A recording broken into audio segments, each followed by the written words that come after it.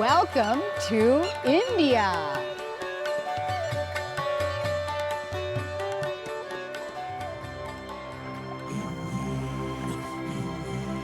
What a Catch is inviting people to come on a fishing trip with me. That's what I do. I'm a professional fisher. I fish around the world. I chase big game fish. It could be an Atlantic salmon, taimen. It could be a big sailfish. You never know from week to week. So I want people to travel along with me and experience the culture and the food. And I go off to these remote places, and you get the feeling that no one else has ever walked where you're walking.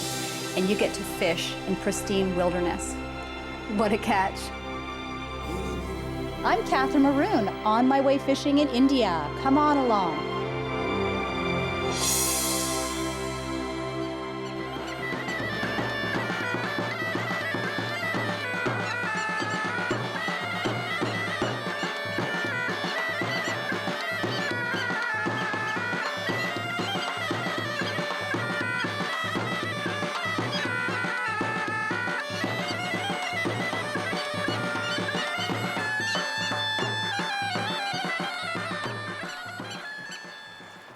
See this backdrop behind me? It could be anywhere, a mountainous region anywhere in the world, Argentina, Iceland, but I'm actually in India, if you can believe it. I'm in the Himalayas, but the locals call it the Himalayas. It's exquisite. We landed in Delhi after a 17-hour flight. We got into the car and started driving towards the mountains. It was chaos, but fabulous chaos, that New York kind of energy. It was just amazing to see these rickshaws on the highway, battling it out with trucks. It was insanity, but it was organized insanity. People were beeping their horns, but not in the way that we beep our horns in North America. We say, get out of the way. They were saying, just letting you know I'm coming through.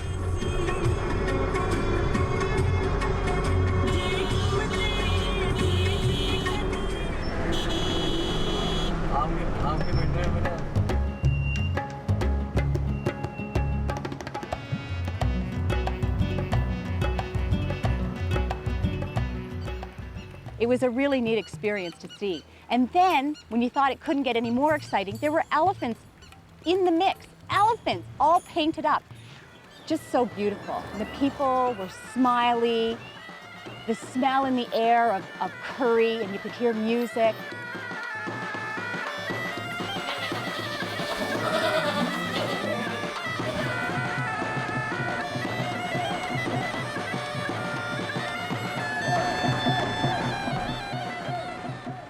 The car ride took us about 10 to 12 hours on switchbacks through the mountains, through villages.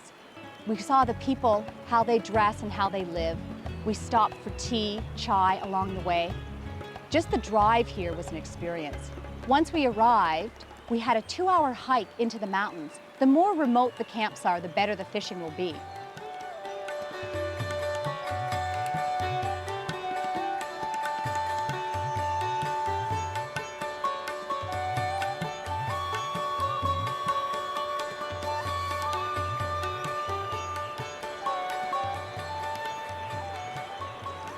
Hello, we made it. Sorry to be late. Hard time in traffic. And look where I've ended up. My tent, as you can see behind, is 2 steps from the river.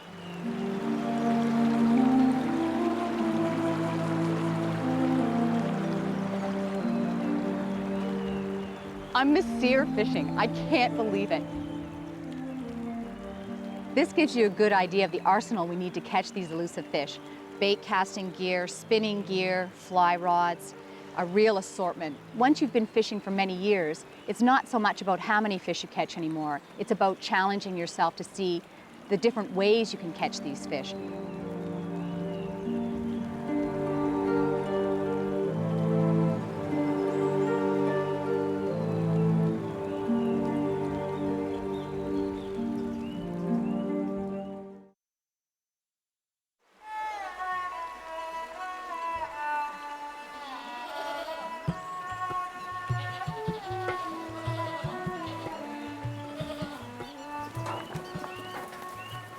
So this is the Yamuna River. That's the Yamuna River. And so it comes from a place called Yamunotri. Yamunotri? Yes. which is about 250 kilometers from here. And it joins up with the Ganges, perhaps? Well, the Yamuna goes into Allahabad, I think, and joins the various rivers, the Ganges as well. The Himalayas, or the Himalayas, as you The call it. Himalayas. That sounds lovely.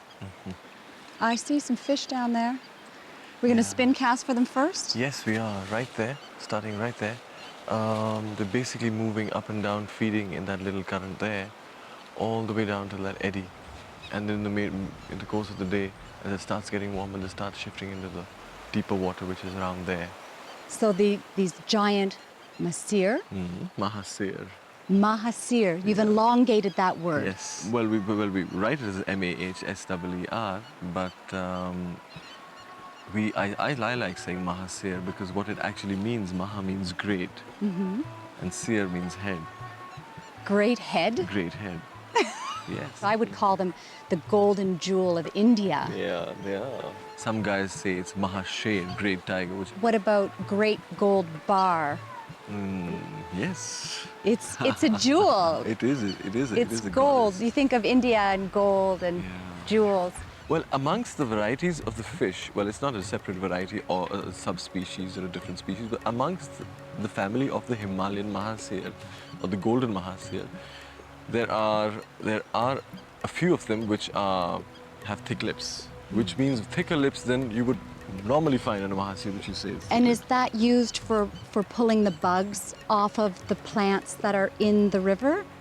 Yes. Now, these fish eat a lot of the food from the rocks underwater, suck the algae. In fact, a lot of times along the rocks you can see fresh marks of them feeding on algae, which certainly is a part of their diet.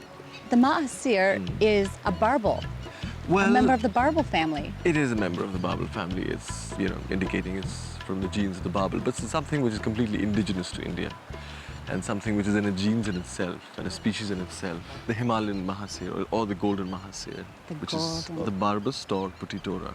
Yeah, they're omnivores. So a lot of the diet of the juvenile and the adolescent fish are flies. Well, Prakash Nautiyal, this guy who did this research on Mahseer back in 1995, in small rivulets like this, collecting samples of small fish, found that a high content of the stomach was, so what they were eating was basically insects. Some of it was algae, and which probably was taken intentionally or unintentionally while going for the bugs, and a small percentage of it was fish. I can see the run here and the fish holding in the run. What's our strategy? Our strategy is we're going to start fishing from right here, and as the day goes on, we go on once it starts getting hot, we're going to start moving into the deeper water. What do you mean, starts getting hot? Well, I've worn local clothing to try to stay cool, and I'm drinking teas and eating garlic and onion, as you've suggested. Yes. When we start fly fishing, is it down and across with the fly? Down and across with the fly. Men's, and down and across. I can see where the fish would be lying and why they'd be lying there. This hot part of the day, they're going to go for oxygenated water, some faster riffles. Absolutely. Okay. Well, let's get to it. Let's go fish. Let's go fish. Yeah. Tight lines. Tight lines.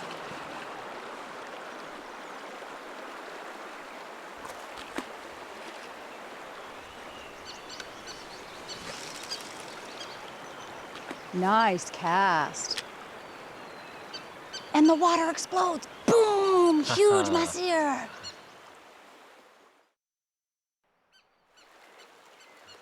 Yeah, they got to be right there, Kathryn. Right there on that eddy line. I can feel it.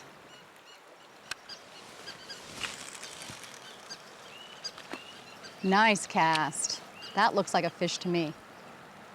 Gotta retrieve it real slow. Using really light leader, about 12-pound test.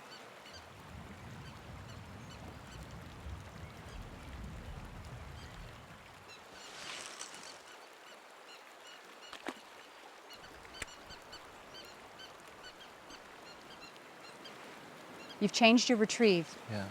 You're making the bait bounce. Sort of a yo-yo, quick and then stop. A sort of retrieve they usually associate with these jointed lures, don't they? So it's sort of erratic. Let's see that again. Well, you're fishing fairly slack line, you know, not much place for... You put a belly in the line. Yes. Mm-hmm. Got it, got Oh, it, good got it, man. got it. Oh, fish on, fish on. Nice. Good job, Misty. The Mahseer. The golden Mahseer in India. This is how it's done. The sun is rising, the golden sun and the golden fish. You're playing that drag. Oh, he knows he's hooked. Okay, let's go Follow down. him down. Yeah. So we've got live bait there that he's pulling in just so that we don't catch up the lines. That's tricky. Hang on to him. दूसरी वाली निकालो. Hang on to him. I'm going to play him real nice and easy because I'm using a really light tippet, 12-pound test. They're a bit leader shy, aren't they? They are. It's good to let the fish do the work anyway. Yeah. And the hook's really weak. So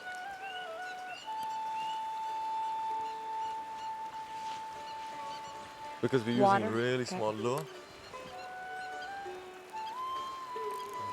Look how broad that fish's fins are. Yeah. What lure did you have on? A countdown, small little countdown. What color? I've done the color myself. I'll show it to you. It's You actually painted golden. it? I've painted it up. It's like one of my favorite color patterns here. What colors do these fish like usually? A lot of times during this condition, they like chartreuse. Chartreuse, let it be in fire tiger or silver chartreuse, and white. A lot of times it depends on what the plug looks like at the bottom. Oh my gosh, it is so beautiful. Magnificent. An Indian bar of gold. Yeah. Misty, I'm wondering about the Indian tradition. When you land the fish, And we tie it up for some time. tell me about that. Well, I personally feel, and a lot of my guides agree with that, if we catch a fish and release it back immediately, it usually spoils the fishing. So we tie them up for some time, also gives them some time to revive so that they're not subject to drowning, you know, going downstream because they get fairly exhausted after the fight. Just gonna What let a it tie magnificent around. fish. Yeah.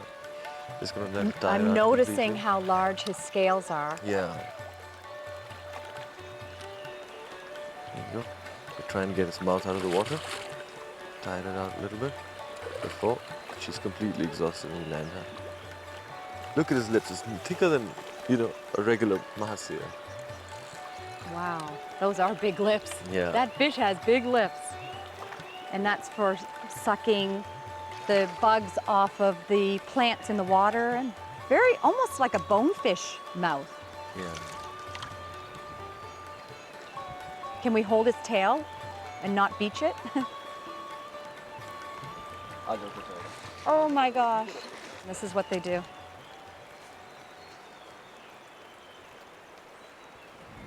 Misty, so explain to me why you take the fish out of the water. Usually beach it. Can you tie it in the water or? We're gonna tie it in the water. Okay. Usually pass the line through outside of the gills. Through the mouth.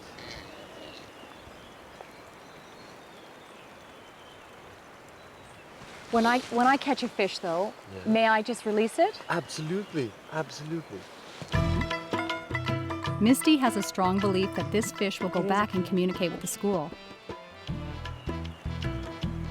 There's red on the fish's tail tips.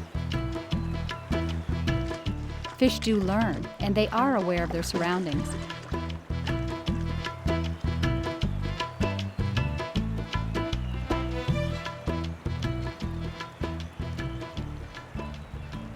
But won't he swim back with the other fish this way as well? Yes. Well, we're gonna tie him a little further up Higher? in the oxygenated water. That is really a beautiful fish. Yeah. You know, we slept at the river last night and we came out first light and you got that beautiful fish with the big scales and the Thick lips. thick lips. The thick lips. And we did say a little prayer Oh yes. to Buddha for good luck with our fishing trip. Oh, 900 hours I got blessed by the river gods.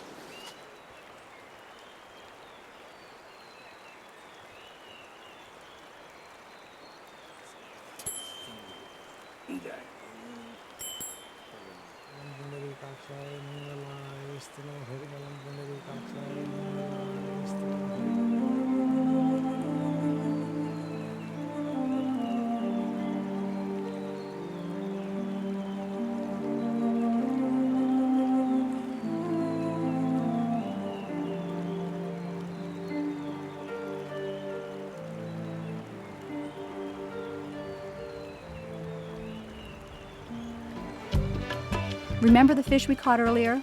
Here she is, anxious to return to the group, and perhaps to be caught another day by a lucky angler. They will be surprised at how hard-hitting they are.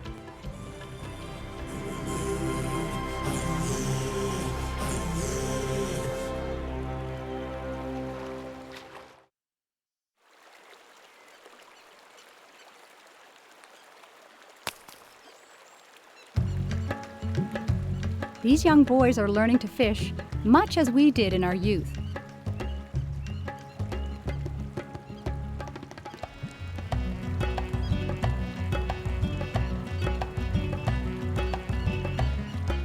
They are in charge of bringing us home dinner. In this case, it's spiny eel.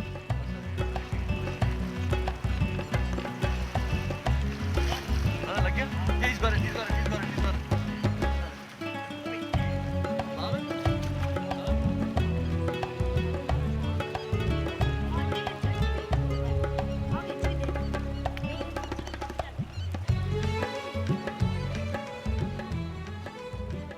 It is considered nice eating, a little bony.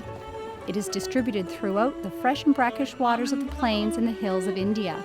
The snout is trilobed, and the eel is spiny and troublesome to handle, but they are plentiful in the river.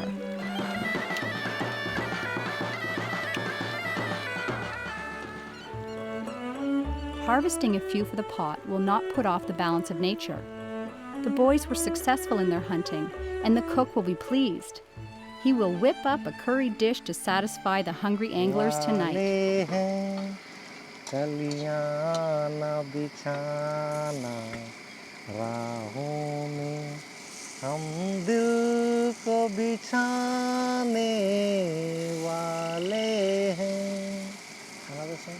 That was fantastic.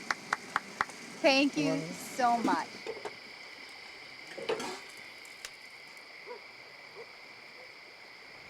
The Atlantic salmon is the fish of 1,000 casts. Wow. The Mahseer is a fish of 1,001 casts. Yeah. So there was a follow. Oh my Follow. gosh, just follow. Yeah. Then there was a bump. Yeah. Then there was a roll. There was a flash. We heard a splash. Mm-hmm. We started We heard a fishing. splash at night. Yes. We started fishing with the sunrise, Mm-hmm. and now I see a crescent moon. Yeah. And we're still fishing, and we're going to fish all night. Yep. This is what I have to do to catch a Mahseer. Absolutely. Because this is the time when they move up and down the pools. Can From the I pools into the expect rapids, and to catch a fish? you can expect to catch a very good fish. And if I don't, what does that mean? That means they're not feeding. I love when the stars come out, and then you Yeah. can see in the hills Yeah. where people have their houses. During the day, you think you're the only person in the world here Yeah. because we're in such a remote area. But then at night, you see the lights come on Yeah. on the hillside. Yeah. Isn't it amazing where people can live?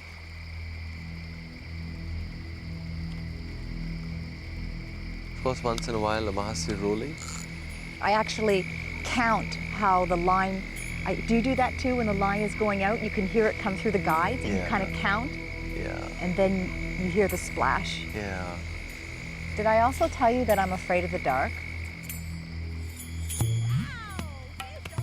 Fishing at night brings all 5 senses alive. I can hear the fish feeding not far from me. That popping, glurping, followed by a tail splash. I aim my rod tip in the direction of the splash and time my cast for when I think the fish might surface again. Casting too hard will cause my minnow to hit the sheer cliff face and dull the hook. So I count as the braided line goes out through the guides, and I listen for the splash as it hits its mark. A count of 7 seems to work best. 9 would result in a spark off the rocks that would dull my hook. If I'm bang on, a mighty one, and in the dark, quite a fright. What was on the other end of my line? It felt big. Bigger than it was, perhaps.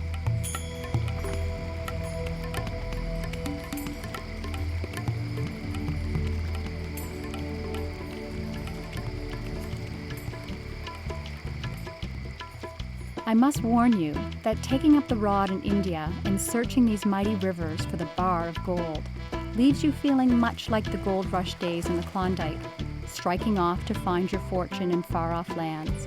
Your quest will haunt you for the rest of your days, and India will keep calling you back.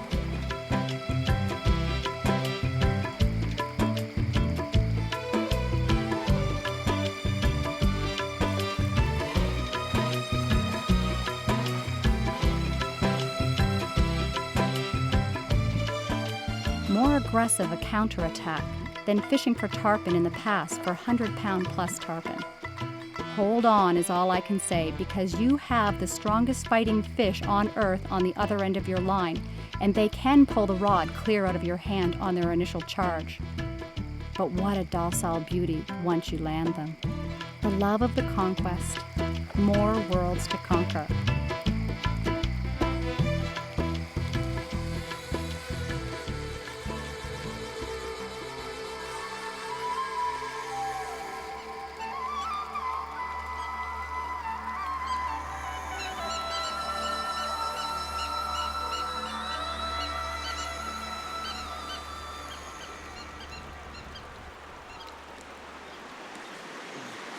Good morning.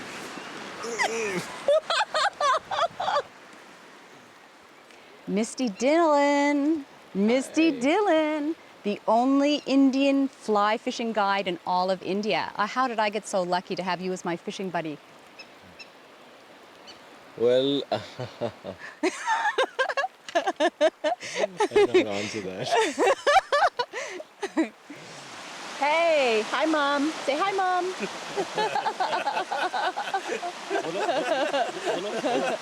Hi. Hi. Hi. Mom. Okay, yeah. Hi Mom. Hi. Hi, Mom. Mom. Yeah, good.